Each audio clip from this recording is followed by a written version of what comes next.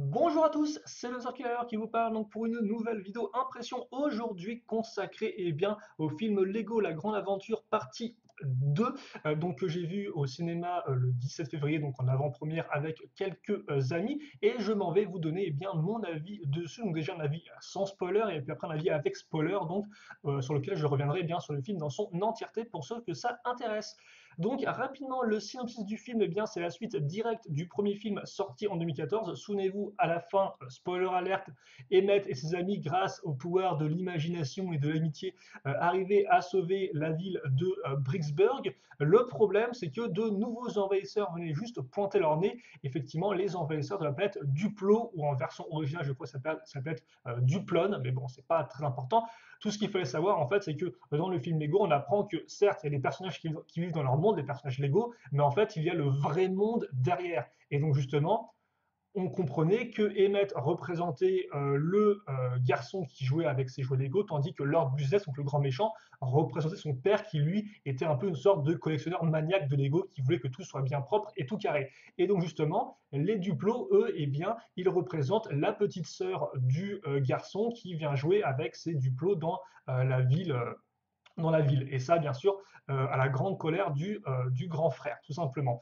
Donc, on en était là et quelques années se sont passées et donc Bricksburg est devenu Apocalypseburg avec tous les habitants maintenant qui vivent dans la peur et en mode trop dark et trop sombre. Et puis, il y a des nouveaux envahisseurs qui débarquent et donc qui enlèvent les amis de Emmett. Donc, Emmett, doit se lancer à la poursuite de ses envahisseurs. Donc, c'est Général Mayhem, c'est le personnage blanc avec le casque, ce que vous avez sur l'image ici et essayer donc de retrouver ses amis, enfin surtout Lucie, mais aussi ses amis. Donc voilà, alors en termes d'avis sur le film, honnêtement je trouve qu'il est plutôt très sympathique. En tout cas j'ai passé vraiment un bon moment. Pourtant c'est vrai qu'au début j'étais pas entièrement sûr parce que en termes de rythme, c'est vrai que le début est assez particulier je trouve au niveau des scènes. Il y a des transitions des fois qui sont un peu particulières. Il y a un rythme au sein des scènes en elles-mêmes où des fois il y a quelques silences. C'est aussi c'est un peu spécial. Donc c'est vrai qu'au début du film, je n'étais pas trop dedans. Je sais pas trop pourquoi. Je n'étais pas encore l'intro. Enfin, j'ai mis un peu de temps vraiment à rentrer dedans. Mais après, ça allait tout seul, hein. Après, effectivement, le film n'arrête plus et c'est vrai que le rythme est beaucoup plus propre et beaucoup mieux établi avec la suite du film. Donc il y avait ça. Et après, l'autre point aussi que j'ai peut-être un peu moins aimé, c'est quelques blagues. Alors forcément, c'est un film qui est avant tout humoristique. Donc forcément, l'humour, c'est très subjectif. Mais c'est vrai que là, des fois, il y a quelques vannes que j'ai trouvé des fois juste un peu pas spécialement super drôle, où il y a aussi beaucoup de blagues assez référentielles, donc qui vont faire référence directement à des vieux films ou à des vieux trucs, à des références pop culture, quoi. Ça, souvent, c'est plus des blagues pour les jeunes adultes ou les adultes. Et c'est vrai que moi, personnellement, l'humour référencé, c'est pas trop mon truc, parce que je trouve ça des fois un peu paresseux en termes d'humour de juste balancer un nom de film et puis dire ah, vous avez vu c'est comme tel film et tout, c'est un peu bon, c'est un peu voilà, c'est pas très original quoi. Et donc c'est vrai que dans celui-là, contrairement au premier que on avait vu récemment, bah, j'ai l'impression qu'ils ont un peu plus mis ça en avant des fois. Donc c'est un peu moins bon, c'est un peu plus lourdingue. C'est pas non plus le pire, mais voilà. Après, c'est vrai qu'une des critiques que j'ai entendues, c'est que il y a un peu plus de chansons. C'est vrai qu'en effet, dans le premier film, vous aviez juste qu'une seule chanson qui était Tout est super génial. Alors que là, vous avez un peu plus de chansons chantées par plusieurs personnages, j'en avais, je crois, deux ou trois, et elles ont un style effectivement peut-être un peu plus, comment dirais-je, euh, je dirais pas hip-hop, mais un peu plus pop, mais pas dans le style de Tout est super génial en fait, si vous voulez. Un peu plus dans le style du genre d'une grande chanteuse pop star mixée avec Disney, ce qui forcément est un peu différent et pourra peut-être plaire à moins de personnes. Mais honnêtement, ça va encore. Je pense que j'ai compris où vous voulez aller et j'ai pas vraiment eu trop de soucis avec ça.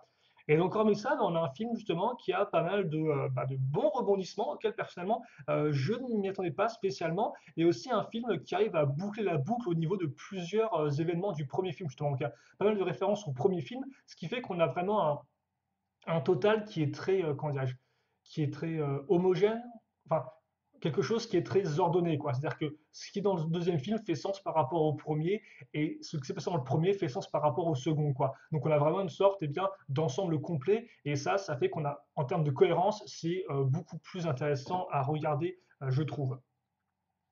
Donc voilà un peu pour mon avis sur le film. Alors bien sûr, après vous avez tout ce qui est animation, donc qui rend toujours aussi bien. De toute façon, je ne vais pas vous cacher que moi, dès que vous avez des véhicules qui vont à toute vitesse et qui s'explosent en mille morceaux, je trouve ça génial parce que c'est très dynamique et j'aime beaucoup tout ce qui est très dynamique. Et donc bon, là encore dans le film, il y a de quoi faire. Déjà, rien qu'au début du film, il y a beaucoup de choses effectivement comme ça. Il y a une sorte de scène de course-poursuite sans trop en dire plus. Et effectivement, il y a déjà pas mal de destruction. Et ça, forcément, ça me plaît. Mais bon, il n'en faut pas non plus trop plus pour me plaire. On a aussi un peu ce sentiment de dépaysement qu'on retrouve, tout comme effectivement le premier film où vous êtes dans différents mondes. Là, c'est aussi un peu le cas. Et donc, ça fonctionne plutôt bien. Et après, vous avez tout ce qui est effectivement blague et autres. C'est vrai que j'ai dit que j'étais pas non plus trop fan de certaines vannes, mais la plupart honnêtement font mouche. Là encore, c'est parce que le film Lego a tendance quand même généralement à aller assez vite en termes de rythme, ce qui fait que c'est pas vraiment un film où ils vont faire une blague et après il y aura une sorte de grand silence pour que les gens comprennent la blague puis rigolent quoi. Souvent ils font des blagues ou des petites références très rapides dans le dialogue ou entre deux phrases et donc ça fait qu'on a à peine le temps de la comprendre, on l'apprécie très rapidement et on passe à la suite en fait. C'est aussi ça la force des films Lego en général, particulièrement celui-ci aussi, c'est que ça va très vite et donc l'humour n'en est que meilleur. Et donc voilà, généralement, on a vraiment aussi une vraie suite, je trouve, au premier film, dans le sens où voilà, il étend vraiment ce qui avait été développé dans le premier film en encore plus, quoi. Et donc justement, ça vaut aussi, par exemple, pour les scènes live. Les scènes live, il y en a aussi un peu plus avec des vrais acteurs, mais ça, on y reviendra un peu après. Donc voilà rapidement mon avis sur le film. Donc à part quelques petits trucs qui m'ont laissé un peu, ou quoi, qui m'ont fait un peu du genre, bon, qui m'ont laissé un peu sur ma faim. Honnêtement, dans sa globalité, on a quand même un très bon film, quoi. En tout cas, quand j'en suis ressorti, j'ai pas eu l'impression d'être pris pour un pigeon. J'ai pas, je trouve qu'il était ouais, juste, c'est ce qu'on pouvait attendre d'une suite en fait. Voilà. Parce que forcément, le premier film Nico était vraiment bien. Après moi, je l'ai pas vu trop de fois non plus. Je l'ai juste vu deux fois honnêtement. Mais il est vraiment sympathique, bien rythmé. C'est lui un peu qui introduisait au monde ce que pouvait être un vrai bon film Lego qui reprenait le style stop motion. Et donc forcément, faire une suite directe, bah ça pose plein de questions, quoi. Est-ce qu'ils vont y arriver? Est-ce qu'ils vont faire mieux ou pas et tout? Et c'est vrai que honnêtement, bah, je trouve qu'ils ont fait tout aussi bien, quoi. Vu que forcément, là, il n'y a plus l'effet de surprise, on se dit, ah bah tiens, on va remater le même truc. Bah non, ils arrivent à mettre des nouvelles thématiques, à pousser un peu plus, et donc c'est très plaisant de retrouver les personnages dans de nouvelles aventures. Et honnêtement, c'est encore un film qui reste un temps soit peu intelligent, quoi. C'est pas juste un film pour enfants, un peu avec un humour un peu teubé, comme j'ai souvent l'impression qu'il y en a. Après, bon, moi, je suis peut-être un peu difficile à ce niveau-là, et aussi moi, je suis beaucoup plus adulte que jeune, hein, c'est faut le savoir. Donc, vous avez l'avis de quelqu'un qui dit ça du fait de son point de vue adulte. Mais c'est vrai que des fois, quand je vois les trailers des films plus pour enfants, je trouve ça vraiment nul, quoi, et pas drôle. Alors que le film Lego, il est quand même un peu au-dessus, quoi. Il est quand même très clairement au-dessus en termes de tout, quoi, j'ai l'impression. Juste, on sent ouais, il s'est passé 4 ans entre le premier film et le second film. On sent que les 4 ans, ils ont bien été utilisés pour vraiment faire un script qui est propre, qui est solide, et tout le reste, quoi, et toute une animation qui va avec. En tout cas, voilà, donc vraiment le film Lego 2, je vous le recommande très fortement. Bien sûr, si vous êtes fan de Lego en général, ou même fan de films, hein, c'est un très bon film. Même personne êtes fan de Lego pour apprécier, je pense. Vu qu'en plus, comme j'ai dit, il y a beaucoup de références pop culture, hein, forcément, vous le savez, le film Lego, c'est Warner Bros. Qui le fait. Warner Bros, c'est eux qui font les films, ces comics, c'est eux qui font Le Seigneur des Anneaux, donc c'est des références à plein de trucs comme ça et tout, donc voilà, ça, ça marche aussi. Et donc maintenant, on va rentrer dans le gros de la vidéo, mon avis avec spoiler, justement, et donc on va essayer de reprendre le film étape par étape. Euh, Et même si forcément des fois j'ai zappé en avant pour faire référence à des événements qui se passent ensuite, etc. Mais grosso modo, donc on commence le film voilà, avec donc, le petit flashback où on voit Emmett qui offre son cœur, le, le, le, le cœur de la... euh, co- co- j'ai plus le nom de... Il offre un cœur fait en briques aux envahisseurs du plot pour leur signifier son amour. Et j'ai plus le nom parce que en anglais c'est The Peace Offering, ce qui veut dire l'offre de paix, mais forcément peace c'est un jeu de mots sur le mot paix, mais aussi sur le mot pièce, quoi, vu que c'est la même chose. la même chose en anglais, mais c'est pas écrit de la même façon, alors qu'en français, bah, c'est pas du tout la même chose entre P et pièce, quoi. Donc je sais plus comment on traduit en français, bref, c'est pas très grave et tout. Forcément, les Duclos bouffent la pièce parce que c'est des gosses et donc ils bouffent tout. Et donc après, en fait, commence un peu le conflit entre les deux, et on se retrouve quelques années plus tard avec Apocalypseburg, Emmett qui est toujours aussi content d'y vivre, mais tout le monde qui était endurci, dont effectivement Lucy, ou plutôt Cool Tag ou Wild Style pour son nom anglais, et justement, hein, Cool Tag qui nous dit à Emmett que ce serait bien s'il était un peu plus, comment dirais-je, un peu plus sérieux, un peu plus adulte. Voilà, c'est toute l'idée du passage adulte. Donc là encore, ça c'est la première thématique du film, euh, et c'est aussi une des plus importantes, c'est le fait que forcément, le jeune garçon qu'on voit dans le premier film, donc le vrai acteur, quoi, le fils du père, il a grandi entre-temps, vu que plusieurs années se sont écoulées. Il est maintenant devenu adolescent, et donc forcément, les histoires qu'il faisait avant avec ses Lego, il ne fait plus les mêmes maintenant. Il veut des trucs un peu plus sombres, et même généralement, j'ai envie de dire que ça représente, d'une façon plus générale, le fait que la plupart des enfants qui jouent avec des Lego, souvent quand ils deviennent adolescents, ils ne jouent plus avec des Lego, hein. Ils passent aux jeux vidéo, ils font autre chose, du film, de la musique, mais voilà, il y a une transition souvent où voilà, vers peut-être 12-13 ans, voire même avant, certains mettent les Lego de côté, excusez-moi, disent que c'est pour les gamins et passent à autre chose, ce qui est d'ailleurs totalement débile, vu que, vous m'excuserez, mais les Lego, ça amène avant tout la créativité, et la créativité est une des caractéristiques de l'être humain, donc j'ai envie de dire, si vous n'êtes pas créatif, bah, c'est un peu dommage. Bon, en tout cas, voilà, ça représente un peu ça, et ça, c'est une thématique qu'on aura bien sûr tout au long du film, avec le personnage de Rex, par exemple, qui viendra après, mais ça, on en reparlera. Donc voilà, donc bref, c'est comme ça, l'envahisseur arrive, il y a un combat, il y a le premier type de vanne qui va revenir beaucoup dans le film, c'est le fait qu'il y a beaucoup de trucs mignons avec des gros yeux, et souvent, quand ils sont en position de détresse, ils font vraiment les gros yeux comme si ils allaient pleurer, et donc ça émeut les autres personnages de Bricksburg, et donc forcément, ceux-ci bah, se laissent apitoyer par leur côté mignon, et souvent se font avoir, quoi. Ça, c'est une vanne qui revient deux, trois fois dans le film. Et c'est vrai que vers la fin, j'étais en mode, on a compris quoi, on a compris. Alors forcément, c'est leur élément caractéristique, mais c'est vrai que c'est un peu en mode, bon, ouais, quoi, la vanne, je l'ai compris la première fois, quoi. La seconde fois, c'était peut-être pas trop nécessaire. Donc c'est un de ces trucs où, par exemple, la blague revient peut-être un peu trop à mon goût, mais ça, c'est juste, euh, c'est juste moi. Puis donc ensuite tout le monde est dans le QG de Batman. Et puis bah, forcément l'envahisseur arrive quand même à entrer parce que Emmett ouvre la porte d'entrée pendant une demi-seconde. Et là effectivement c'est vrai que c'est où le rythme est un peu particulier parce que vous avez l'espèce d'envahisseur donc, qui est Général Mayhem, qui est donc le personnage casqué, bah, qui de base voilà, leur offre leur dit qu'ils sont invités à une cérémonie de mariage par la reine aux mille visages.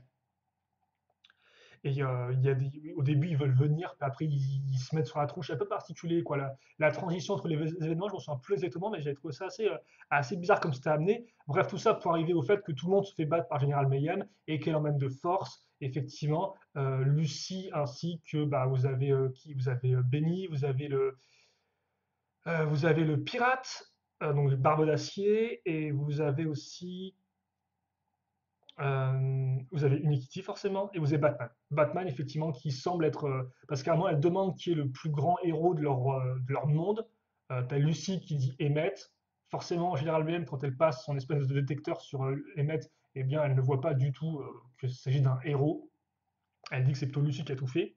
Ce qui en soi d'ailleurs est vrai et faux. Là encore, il faut recontextualiser. C'est vrai qu'effectivement, Mayhem a raison dans le sens où elle dit que c'est Lucy qui a tout fait, c'est Emmett qui a récolté tous les récompenses, mais pas vraiment, parce qu'effectivement, on se rend compte que dans le premier film, si vous l'avez vu, c'est effectivement Emmett qui, du fait de son côté ultra générique, comme les autres, du fait de ça, ce que n'a pas effectivement Lucie, eh bien c'est grâce à ça il peut faire ces espèces de plans bizarroïdes et il peut ensuite effectivement proposer à Business de faire la paix, quoi. Donc c'est vrai que je ne sais pas si Lucie aurait été capable de ça. C'est vrai que Lucie a un peu porté sur ses épaules Emmett pendant tout le premier film, mais c'était avant tout pour que justement Emmett réalise qu'il avait lui aussi à donner en retour. Et donc justement, ça l'a boosté ensuite pour faire les différents actes un peu héroïques qu'il a fait. Donc voilà, c'est vrai qu'il y a des choses que Emmett a fait dans le premier film que je pense Lucie du fait de son caractère, n'aurait pas pu faire vu qu'elle n'a pas le même développement personnage.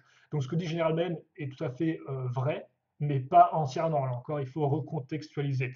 D'ailleurs, pour ceux qui se demanderaient, c'est vrai qu'en termes de personnage du premier film, Lord Business et le méchant flic, vous ne les revoyez presque pas du tout du film. Donc effectivement, Lord Business au début part faire du golf, ce qui forcément est une métaphore entre guillemets par rapport au monde réel pour dire que le père, je pense, laisse son fils et sa fille se débrouiller tout seuls pour se partager la table de jeu Lego, tout simplement. En fait, il est en mode moi, je m'occupe pas de ça. D'ailleurs, ça fait référence exactement à la fin du film où justement les deux gosses se chamaillent et où vous avez la mère qui rentre dans la pièce énervée et qui demande au père ce qu'il en pense et qui dit ouais, laisse-les se débrouiller entre eux, un truc comme ça. Bref, ça fait référence au fait que le père n'est pas du tout impliqué dans les embrouilles des deux enfants, quoi. Donc ça, effectivement, vous l'avez au début du film et vous l'avez aussi en réponse à ça à la fin du film. Et puis après, bon, bah, méchant flic, il apparaît rapidement dans Apocalypse Bird, après on voit pas et tout. Et honnêtement, c'est pas un gros problème vu que eux ont eu le temps d'être bien présentés dans le premier film, donc il n'y avait pas vraiment besoin d'en revenir plus que ça, je pense. Et d'ailleurs, de la même façon, on pourrait vous dire, bah, c'est qui réapparaît? Et effectivement, bah, c'est les amis de Emmett qui vont réapparaître. Donc, comme je l'ai mentionné, et là encore, des amis qui honnêtement n'auront pas vraiment beaucoup de véritable impact dans le film, hein. On peut aussi le dire, ça peut être un peu décevant. Par exemple, tout ce qui est lié à bah, Benny et l'Arbre d'Acier, eux, ils sont vraiment très très invisibles. Forcément, vous avez Ultra Kitty qui, elle, est aussi assez invisible, mais qui a plein de transformations, entre guillemets, de corps, quoi. Donc elle se reconstruit, et ça, c'est vraiment cool. Version chaton, version chaton énervé, version gros chat, version chat vaisseau à la fin aussi. Donc il y a vraiment plein de. Donc elle apparaît surtout, elle est surtout intéressante du fait de son côté Lego. Voilà.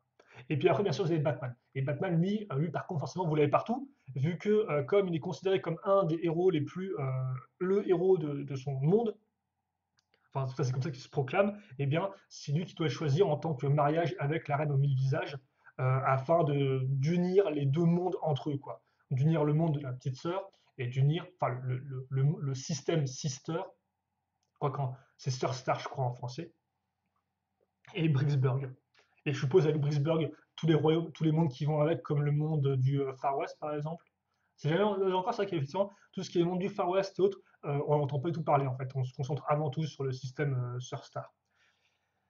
Donc voilà, donc ça, voilà, Batman doit se marier, donc forcément il a une place plus importante parce qu'au début il veut plus se marier forcément vu que c'est un gros solitaire et tout. Donc voilà, mais après c'est que Batman, il n'a pas vraiment plus de développement personnage, c'est avant tout un personnage qui apparaît pour être humoristique, quoi. Tout ce qu'il dit c'est forcément un truc où c'est un peu débile, où c'est un peu humoristique.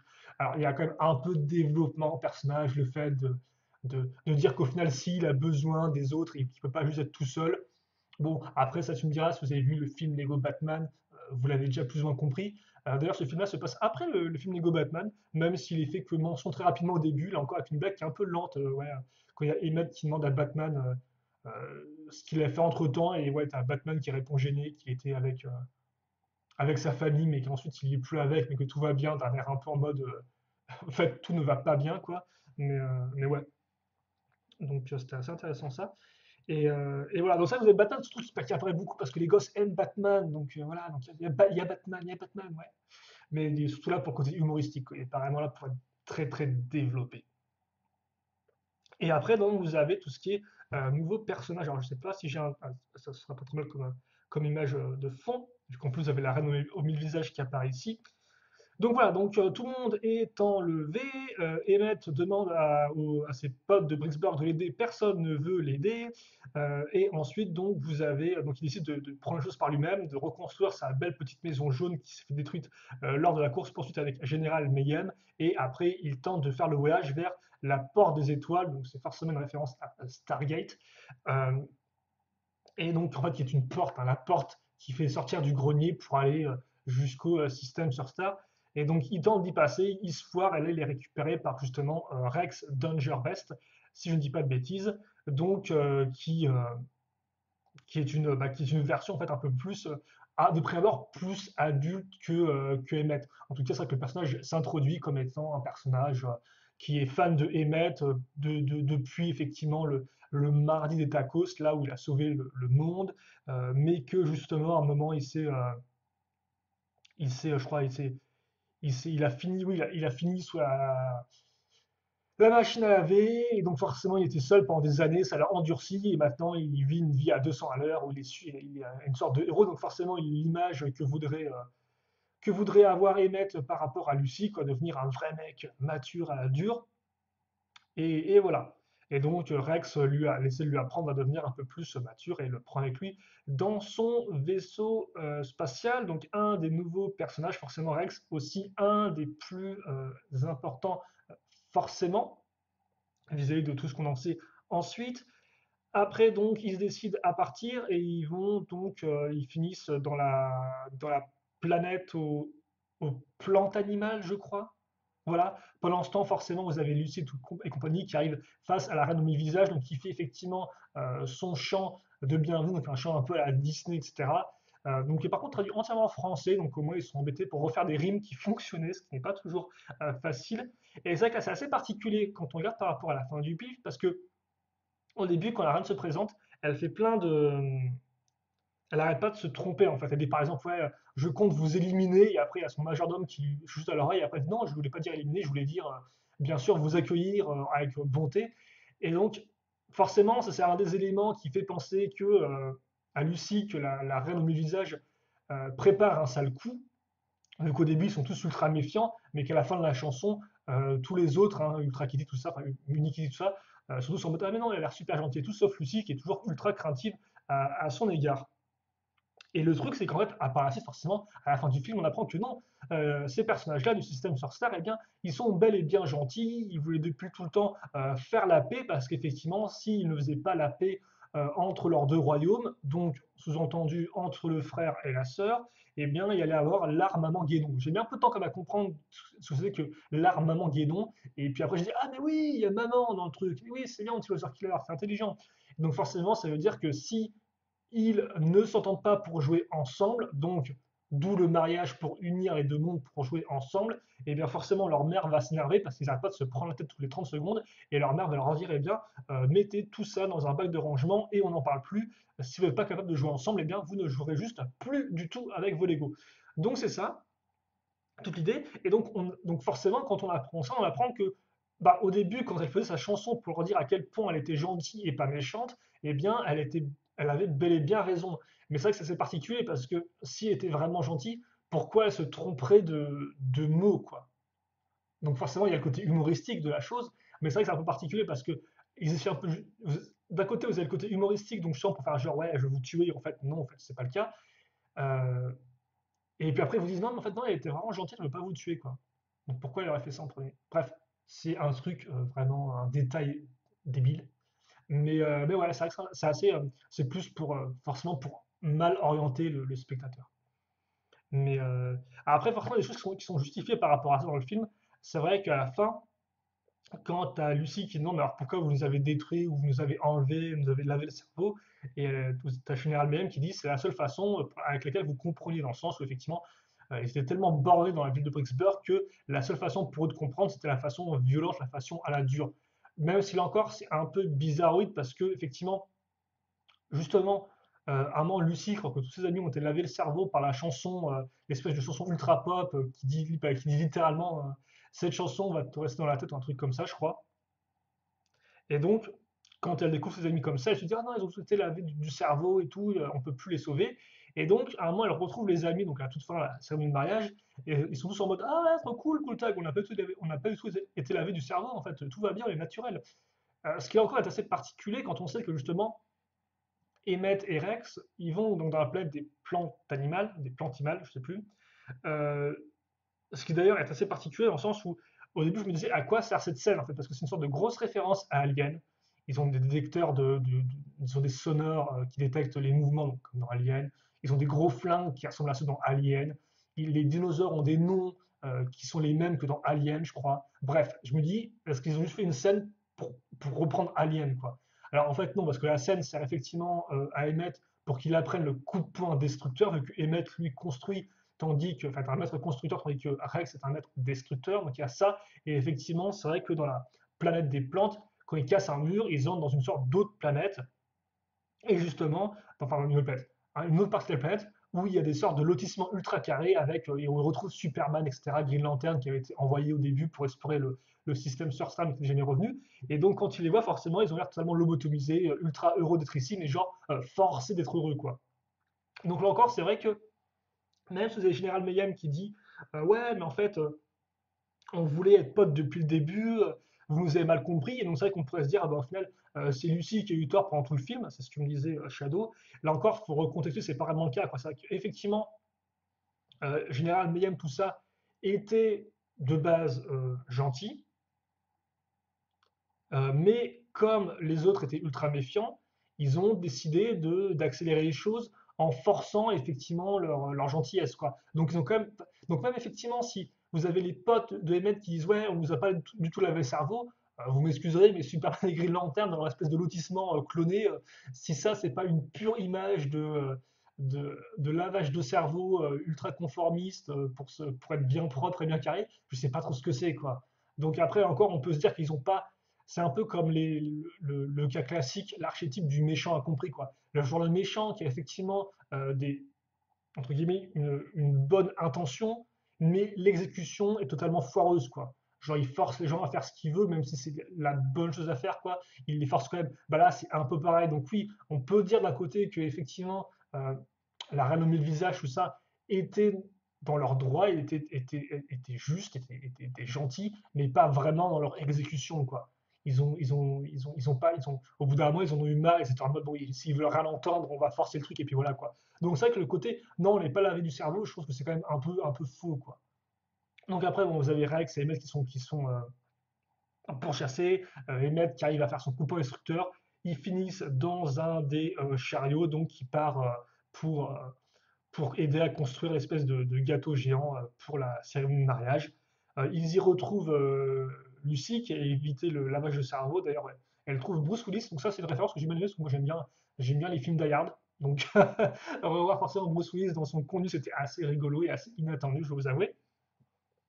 Et donc ouais, Lucie qui est sous un des bus de transport là, enfin le bus intersidéral, intergalactique, qui trouve les deux autres et qui se joint à eux et qui vont donc faire un plan pour essayer de détruire le gros cahier. Quand autant bien sûr Batman qui se fait convaincre par la reine au visage et bien de l'épouser, hein, forcément la reine au visage qui utilise le- la, la psychologie du contraire, quoi, hein. Elle dit genre ah non mais j'ai plutôt une mal avec toi, et forcément Batman qui est en mode ah, mais si il faut se marier avec moi, et puis forcément elle le compare à Superman, donc ça c'est la blague qui revient hein, depuis peut-être même le premier film je crois. Donc donc ouais, forcément. Et puis donc ils font leur plan avec Lucie, et Emmett commence un peu à douter, le doute qui est amené forcément par Rex. Ils font leur plan, et puis après donc voilà, effectivement chacun doit faire une partie du plan. Lucie doit désactiver l'espèce de centre de contrôle qui est en fait un smartphone. Donc là encore, c'est le seul je crois objet réel peut-être qu'on voit dans tout le film par rapport au premier film où il y avait tout le concept un peu d'artefact du monde réel. Là c'est le seul vraiment qu'on retrouve, mais ça a totalement du sens d'ailleurs.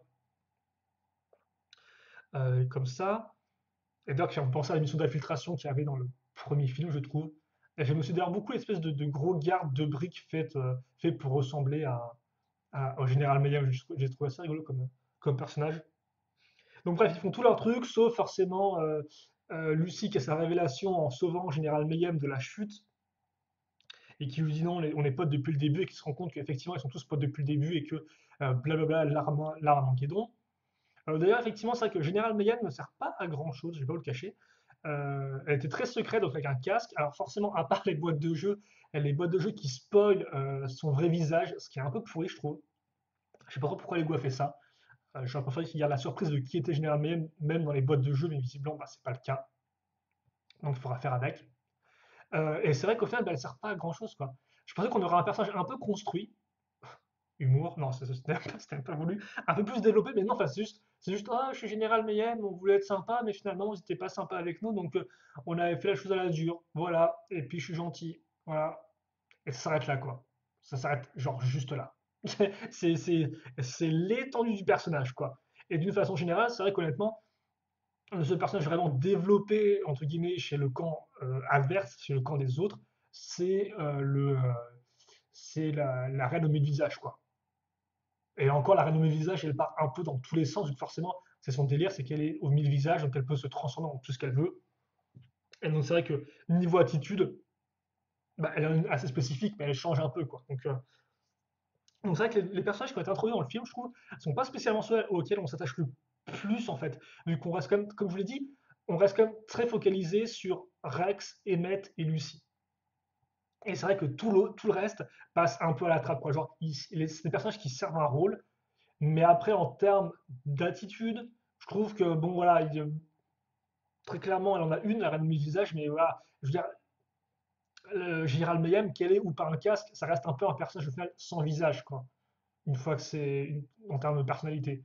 Donc c'est vrai que on peut peut-être reprocher ça au film, c'est que il reprend beaucoup d'anciens personnages et même d'anciens éléments comiques. Par exemple, la femme, la voisine de Emmett avec ses différents chats qui ont un côté post-apo au début, puis après c'est des raptors à la fin, dans l'idée, ou encore le surfeur qui change de nom selon la situation. Donc ça, c'est des éléments, des personnages qu'on a déjà vu dans le premier film qu'on retrouve là, et qui ont un élément comique. Mais c'est vrai par contre, tous les personnages qui ont été introduits, eux, ressortent un peu moins bien, quoi. Les raptors sont rigolos, forcément, avec Rex, mais par exemple, le majordome est pas incroyable, la la plaquette de chocolat fait genre une blague, je crois, et on s'en fiche. Le mec banane est genre juste.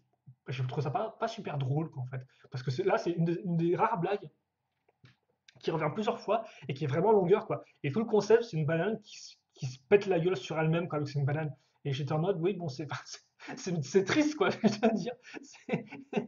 C'est c'est juste pathétique, quoi. Enfin, c'est de l'humour triste, quoi. Le pauvre mec, il a rien demandé au monde et il se vote, quoi. Il se tombe comme une grosse daube et c'est juste ça la blague, quoi. Donc j'étais en mode, ouais, enfin, ça, c'est un des trucs qui m'a pas non plus fait extrêmement rire. Peut-être que les gens, ça les ferait parce que bon, il se pète la gueule, donc c'est toujours rigolo, mais bon, ça, c'est un peu mode, bon, ok. Et donc ça, peut-être, quoi, en termes de personnages et tout, bah, on n'a pas. C'est ouais, ouais, il y a rien vraiment qui ressort, je trouve, en tant que nouveau personnage. À part bien sûr Rex, bien évidemment, car on approche de entre guillemets, la fin du film ou du dernier tiers du film. Et donc forcément, Lucie comprend que c'est bien eux qui avaient tort depuis le début.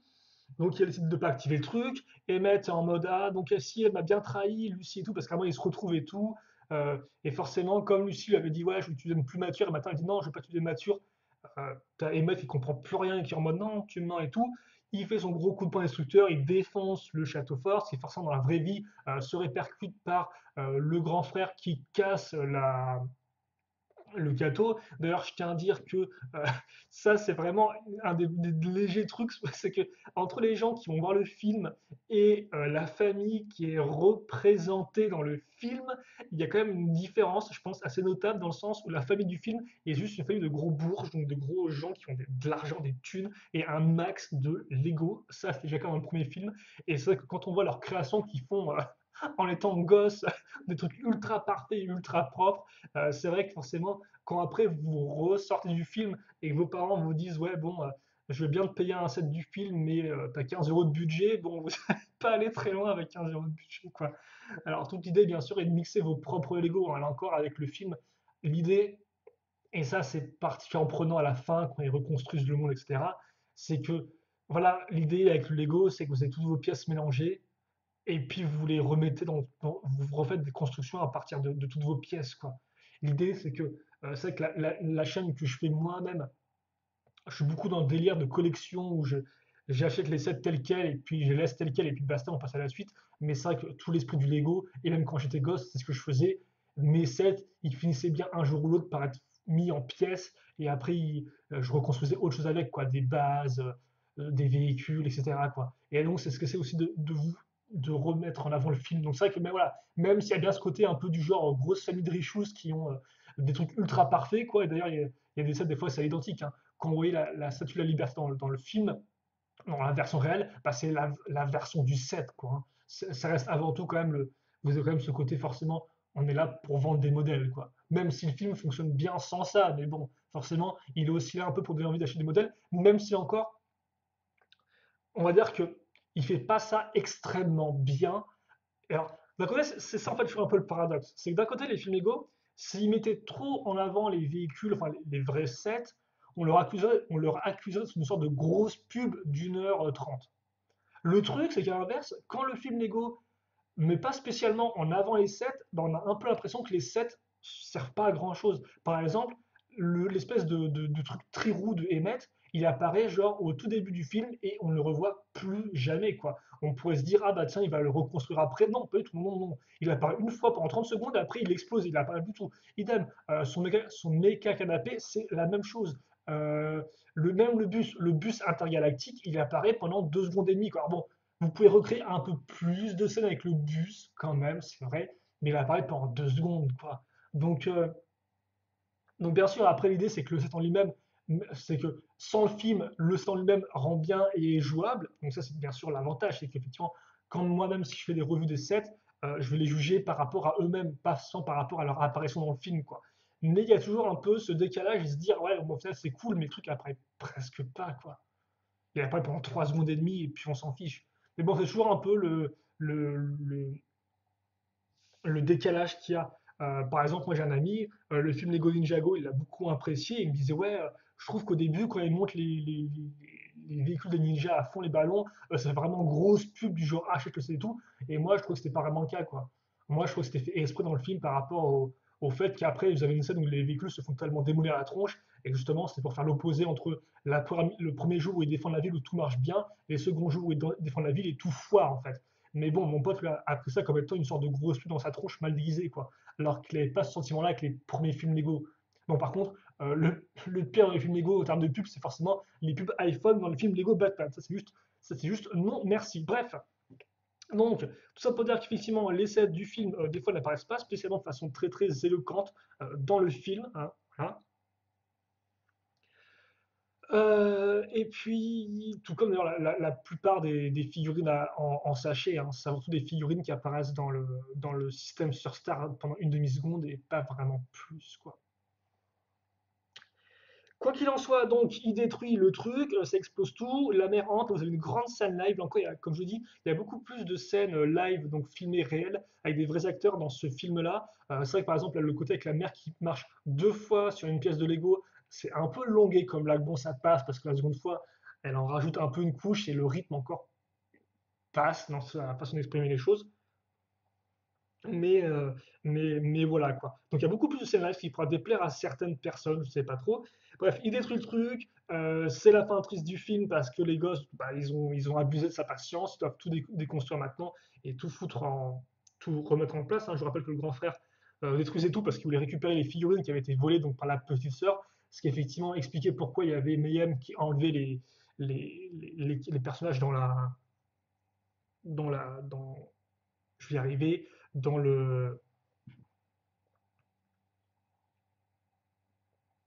dans le film, voilà, excusez-moi.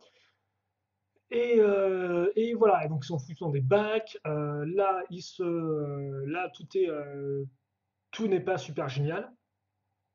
Donc il y a la musique, alors ça c'est plutôt cool parce qu'effectivement c'est vrai que un truc qui est assez particulier avec le premier film, c'est que la musique phare, la seule musique je crois du premier film, c'est Tout est super génial. Donc c'est une chanson qui est assez intéressante parce que de base elle a été quand même faite un peu pour critiquer le fait que parce que c'était une sorte, excusez-moi, de chanson pop que tout le monde chantait. Donc il y avait ce côté un peu uniformisation où tout le monde chantait la même chose en chœur. C'était un peu une sorte de bonheur artificiel, quoi. Tout le monde chantait sans chercher plus que ça à comprendre ce qui se passait autour d'eux. Donc c'est vrai que d'un côté c'était quand même une assez grosse critique entre guillemets. Enfin c'était quand même un peu cet élément critique de la chanson. Et le truc, c'est que dans la vraie vie, donc dans notre monde à nous, tout le monde là chantant en mode oh, c'est trop super cool, tout est super génial, lol, de façon totalement non ironique, quoi. Or, il y avait quand même ce côté très ironique à la chanson de base, où justement, bah, c'était pas super génial, quoi. Et donc là, donc c'était quand même une chanson qui a un peu dépassé le film, quoi, parce que le film a un très gros succès, la chanson encore plus, et justement un succès qui bah, était un peu aux opposés de ce qu'elle, entre guillemets, de ce qu'elle voulait vraiment signifier, en tout cas selon moi. Et donc là, bah, ils reprennent la chanson, donc on peut trouver ça un peu lourd parce que la chanson, justement, on se l'est gavé pendant tout le premier film. C'est un peu comme la chanson de la Reine des Neiges. Bon, voilà, à la fin, c'était tout le temps, quoi. Et je trouve qu'ils ont réussi plus ou moins à bien jouer le truc. Alors, c'est vrai qu'au début, c'est Emmett qui la joue en version un peu plus folk, non pas vraiment du folk rock. un peu plus du soft rock, je dirais. Non, même pas du soft rock. Bref, au début, il la joue, donc c'est un peu plus une version un peu acoustique de la chanson. Donc t'es en mode bon, ok, ça fait le décalage par rapport au monde de Brixburn, mais t'en penses pas plus que ça. Après, ils en font encore référence un peu pendant le film, ici et là, toujours forcément avec Emmett. Et puis après, justement, il y a la chanson Tout n'est pas super génial. Et je trouve que c'est assez intéressant parce que justement, tout le monde chantait la chanson Tout est super génial. Or, c'était une chanson qui était de base, entre guillemets, dans l'univers qui était avant tout fausse, en fait, qui était vraiment faussée. Mais tout le monde la chantait sans le côté un peu faussé dans la vraie vie. Et donc là, justement, ils font une chanson bah, qui remet un peu, entre guillemets, les pendules à l'heure en disant, bah non, tout n'est pas super génial. La vie, c'est pas genre tout le monde est content. C'est une vie qui est faite de tout, de moments heureux comme malheureux. Et je trouve qu'ils ont bien réussi à retourner la chanson, entre guillemets, sur sa. Alors, j'ai pas l'expression, parce que j'ai l'expression en anglais, mais forcément, je l'ai pas en français, mais bref.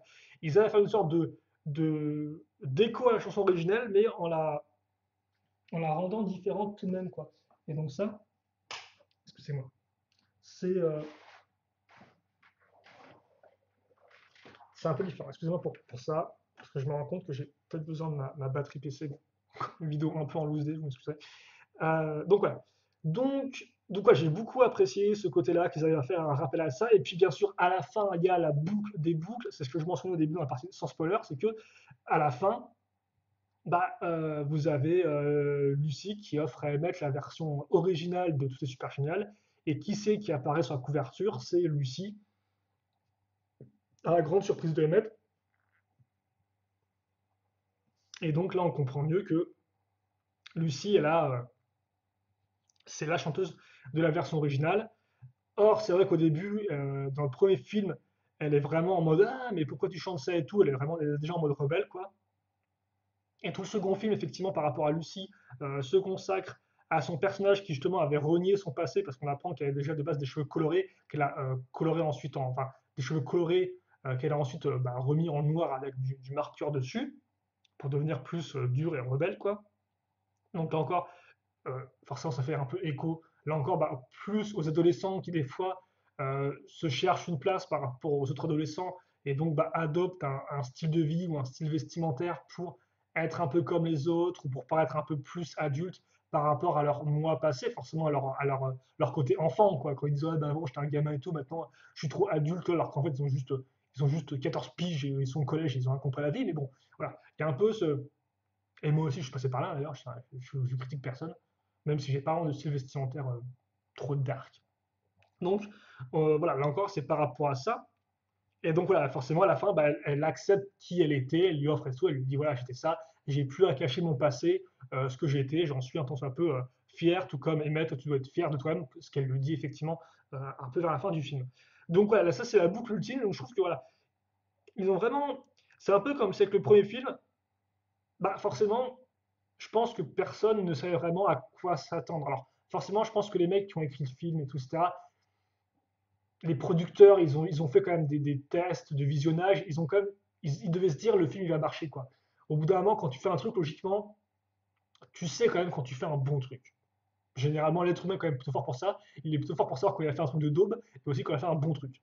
Et donc, je pense quand même qu'ils avaient une idée, mais c'est peut-être pas que ça allait prendre autant d'ampleur. Et justement, la chanson, par extension, allait elle aussi prendre autant d'ampleur que ça, quoi. Et donc là, c'est un peu du genre, bon bah voilà, on a une chanson qui a pris une tonne d'ampleur, qu'est-ce qu'on fait avec elle dans la suite du film? Et je trouve qu'ils ont bien réussi justement à la faire décoller, quoi. C'est un peu comme une sorte d'avion qui justement décolle, qui monte très très haut dans le ciel, et après ils sont en mode ah bah tiens on n'a plus beaucoup de carburant, comment on va faire pour se poser sans encombre? Et donc c'est un peu ça qu'ils ont fait avec la chanson. Ils ont essayé de la réutiliser, lui donner plus de sens, que ce soit vrai, quitte à être un peu plus rentre dedans, parce que là encore c'est vrai que c'est ce que je disais des fois, vous avez les références en termes humoristiques qui sont vraiment très rentre dedans, et de la même façon vous avez aussi alors, je vais quand même brancher ça. Vous avez quand même aussi des fois je vais y arriver, des trucs qui sont très dans ta tronche en fait. C'est genre, il n'y a aucune finesse quoi. Et ça nous amène donc au point suivant. Donc, voilà, la musique, c'est la première chose, c'est le truc qui est bouclé. À la fin du film, c'est fait que le film se finit très très bien quoi. Bon, après, il y a les crédits qui sont aussi assez cool, hein, enfin, les génériques de fin. Et donc après, voilà, c'est tout le délire entre Rex et Emmett. On apprend qu'effectivement Rex a menti. Et là, il y a tout le délire effectivement de voyage temporel. Alors moi, il faut savoir que je n'aime pas du tout les voyages temporels en termes de narration, en termes d'outils narratifs, à part dans Retour vers le futur justement, où je trouve que c'est un très chouette film. Mais généralement, dès qu'il y a un retour dans le temps ou un truc de dimension parallèle, ça me saoule. Ça me saoule au plus haut point, parce que moi j'aime bien quand il y a une histoire qui est sans embrouille et qui peut être complexe si vous la comprenez, mais pas complexe dans le sens, ah bah ouais, il y a des voyages dans le temps et tout. Et donc c'est vrai que là, j'étais un peu en mode, ouais, voilà quoi. J'étais un peu en mode, c'est un peu lourdingue quoi. Mais au final, voilà, donc on apprend que en fait Rex, c'est un émette du passé qui a foiré son passage à la porte des étoiles, qui est resté justement pendant des années tout bloqué, puis après qui a retrouvé la force en lui-même pour devenir vivant dans la vraie vie et marcher par lui-même, hein, ça il vous le montre tel quel, devenir un vrai dur de dur, ne plus faire confiance à ses amis, bon, à part à des raptors, quoi. Et donc après, voilà, il revient dans le temps pour justement aider Emmett, pour que Emmett ne sauve pas ses amis, ou bref, qu'ils deviennent comme lui, un truc comme ça, je me souviens plus exactement. Donc on apprend que Rex veut dire radical, Emmett, extrême, donc c'est assez rigolo parce que là encore on ne sait pas. Et c'est vrai que moi, personnellement, c'est ce que je disais dans la partie non spoiler, c'est que je n'ai pas du tout vu venir le fait que Rex était le grand méchant. Honnêtement, c'est vrai que quand je regarde un film, bah, je sais pas si je réfléchis pendant que je mate le film, mais souvent je réfléchis après coup, quoi. Et c'est vrai que donc là, j'étais en mode, bon, bah c'est cool, parce qu'il y a rien vraiment qui. Enfin, peut-être que quand je re-regarderai le film, il y aura des éléments qui vont me dire, ah ouais, tiens, ils ont bien mis en avant le fait que c'est un vrai méchant. Mais honnêtement, à part le fait, à un moment où il est en mode, genre, ouais, fais pas confiance à Lucie et tout, où il le répète 15 fois, là, effectivement, ça peut être un peu problématique. Mais hormis ça, il n'y a pas vraiment d'éléments de son dans le film où il laisse sous-entendre, où il met trop en avant le fait que ah bah attends, c'est un méchant qui est caché quoi. Donc c'est vraiment un effet surprise qui fonctionne, c'est vraiment un twist qui est très bien amené je trouve. Et après voilà, il y a tout le délire, donc après les deux se battent, etc. J'oublie peut-être des trucs. Et après voilà, il y a des trucs qui sont effectivement très rentre-dedans en termes d'humour. C'est-à-dire qu'à la fin, quand il a expliqué tout son délire de voyage temporel, t'as Emmett qui dit qu'il a rien suivi depuis le début. Et tu as Rex qui dit c'est pas grave, on s'en fiche, ça n'a rien compris. Et ça, forcément, c'est un peu adressé directement au public qui, justement, pourrait se plaindre, comme moi, que les voyages temporels, on n'y comprend jamais rien. Bah là, c'est un peu en mode, c'est pareil, quoi. C'est en mode, il casse le quatrième mur. Donc certains, des fois, pensent que, bah, aiment bien quand ça se prend pas trop au sérieux, quand ça casse le quatrième mur. Après, moi, je veux dire, ça justifie pas non plus tout, quoi. Donc là, ça passe, mais c'est vrai que c'est un peu en mode, ouais, lol, ça sert à rien, si vous avez rien compris, on s'en fiche, on passe à la suite, quoi. Et donc, c'est pas plus mal non plus. Ça évite que le truc soit un peu trop lourdingue et tout à comprendre, quoi. Ça reste plutôt simple. Et puis après, justement, avant qu'ils disparaissent, donc voilà, enfin, Lucie retrouve Emmett, ils se sauvent l'un et l'autre. Forcément, lui, il disparaît comme dans Retour vers le futur. D'ailleurs, vous avez la blague 3000 fois Retour vers le futur, hein. On voit la DeLorean, on voit le condensateur ou je sais plus trop quoi, bref, l'espèce d'appareil qui permet de retourner dans le temps. Bon, ça, il le montre bien, quoi. Vous avez compris, Retour vers le futur, c'est encore référence années 80 à fond les ballons dans ta tronche. Et euh, c'est d'ailleurs un peu dommage en soi, parce que c'est vrai que ce serait plus rigolo s'il y a des références à d'autres thèmes Lego qu'à des références de films pop culture, quoi. Et c'est vrai qu'en termes de références Lego, bon, bien sûr, il y a les Duplo qui sont référencés, il y a les Friends qui n'étaient pas dans le premier film et qui sont deux autres thèmes qui sont un peu plus laissés pour compte de base. Vous avez aussi Fabuland, ce qui est assez rigolo, Fabuland, vous l'aviez juste en image dans le premier film, et là, vous les avez en tant que travailleurs qui construisent justement l'espèce de grosses tours gâteaux de mariage, quoi. Donc c'était assez rigolo de les voir en train de travailler dans des conditions un peu de l'enfer sur la fournaise, c'était très, très marrant. Mais à part ça, il me semble pas qu'il y ait d'autres thèmes qui sont mis en avant, quoi. Il y a surtout des différences de thèmes qui sont vraiment différents en termes de design, quoi. Les figurines Friends et Duplo, bah, c'est pas exactement comme du Lego normal, quoi. C'est un peu, la forme est différente, même si c'est compatible. Et donc, ouais, avant de partir, il dit, ouais, de toute façon, toute cette histoire n'est que le reflet d'un adolescent dans sa phase de puberté, comme ça. Bref, en fait, quand il dit ça, il vous raconte tout le thème du film dans la tronche, quoi. Et ça, j'ai trouvé ça un peu genre, Bah ouais, quoi. C'est un peu prendre les gens. Enfin, je dirais pas que c'est prendre les gens pour des débiles, mais c'est un peu du genre, tiens, ok, t'aurais pas compris toute la thématique du film, je te la donne sur un plateau, quoi. Donc, donc ouais, quoi. Et après, il disparaît comme ça, et t'es en mode, bon, ok. Enfin, il disparaît son vieux truc qu'il aurait dû, sur son sans regret qu'il aurait dû déposer et tout. Bon, voilà, pourquoi pas. Et après, bon, et même Emmett et Lucie, on n'en a rien à faire de lui parce qu'il passe à autre chose la seconde d'après, donc forcément c'est rigolo parce que bon, il s'apitoie pas du tout sur son sort, quoi, c'est juste qu'il a disparu. Enfin, il a disparu, mais il leur a permis quand même de se construire, là encore, un jeu de mots. Et donc il était quand même important que Rex soit là pour qu'il apprenne à Lucie et Emmett des bonnes leçons importantes. Mais ouais, c'est vrai que le fait qu'il balance un peu tout dans la tronche, c'est un peu. Voilà, quoi. Alors, après, certains pourraient argumenter qu'il y a pas mal de thèmes dans le film aussi. Il y a la peur il y a la peur de l'autre, avec forcément la peur des personnages qui viennent de la planète sur Star. Il y a bien évidemment le conflit frère et sœur. Il y a le fait, tout le concept de puberté, de passer à l'âge adulte, de plus vouloir jouer avec ses Lego, de plus vouloir jouer avec les mêmes thèmes, hein. Par exemple, il y a des gens sur la chaîne, moi j'ai vu ça, quelqu'un qui me disait, ouais, Ninjago, j'en veux plus maintenant, je fais que du Star Wars. Voilà, donc bon, par exemple, on peut avoir la même chose rien qu'au niveau du Lego.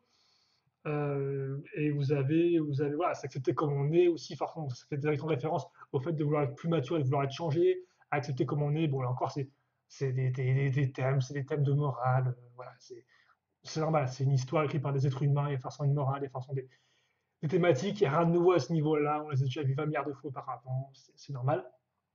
Mais il y a quand même beaucoup de thématiques, après, qui arrivent, je trouve, à être bien amenées, quoi. À part à la fin où c'est craché à la tronche, euh, par rapport à d'autres films Lego, là encore ça va. C'est vrai que le premier film Lego avait une seule, juste, je dirais, principalement une seule leçon de morale, enfin, dans ce que je me souviens, c'était principalement le fait déjà, là encore, il y avait le concept de compréhension, qu'on est différent, mais on peut quand même se comprendre sur un même point et s'entendre. Et il y avait bien sûr le fait que voilà, Emmett était ultra générique et tout comme les autres, mais il pouvait quand même trouver au fond de lui ce qui faisait sa différence, même s'il était semblable à tout le monde, qu'il avait rien pour lui, bref, trouver son individualité, tout en n'étant pas non plus ultra individuel, quoi, comme étaient les maîtres constructeurs, qui étaient un peu trop créatifs et qui n'étaient pas non plus la vision idéale, quoi.